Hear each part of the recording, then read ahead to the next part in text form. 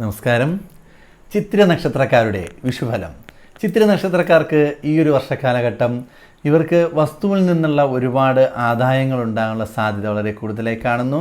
അല്ലെങ്കിൽ വസ്തു സംബന്ധമായി ലാഭം ഉണ്ടാകാനുള്ള സാധ്യതയും കാണുന്നു. നിങ്ങളൊരു വസ്തു വാങ്ങണം അല്ലെങ്കിൽ അത് വിൽക്കണം എന്ന് ആഗ്രഹിക്കുന്നു എന്നുണ്ടെങ്കിൽ നിങ്ങൾക്ക് ലാഭത്തോടു കൂടി വാങ്ങുവാനും ലാഭത്തോടു കൂടി വിൽക്കുവാനും സാധിക്കുന്ന ഒരു വർഷം തന്നെയാണ്.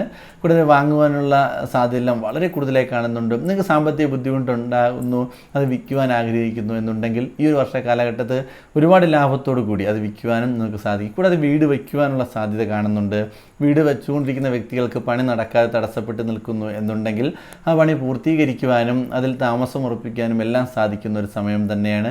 അതായത് ദൂര സ്ഥലത്തോട്ട് യാത്ര ചെയ്യുവാനുള്ള സാധ്യത ഈ ഒരു സമയത്ത് വളരെ കൂടുതലായി കാണുന്നുണ്ട്.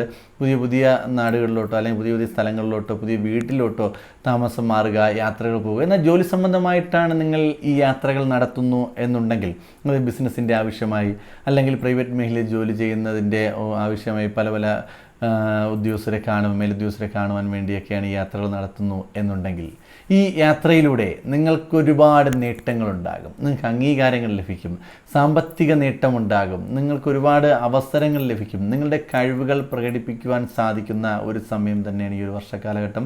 ഈ ഒരു വർഷക്കാലഘട്ടം ചിത്തിര നക്ഷത്രക്കാർക്ക് ഒരുപാട് നേട്ടങ്ങൾ, അംഗീകാരങ്ങൾ, അവസരങ്ങൾ, സാമ്പത്തിക നേട്ടം, സാമ്പത്തിക പുരോഗതി, വീട്, വസ്തു, ഇതിൽ നിന്നുള്ള ലാഭങ്ങൾ, കുടുംബജീവിതത്തിലെ സന്തോഷം എന്നിങ്ങനെയുള്ള ഒരുപാട് ഗുണഫലങ്ങൾ നിങ്ങളെ തേടി വരുന്നൊരു സമയം തന്നെയാണ്.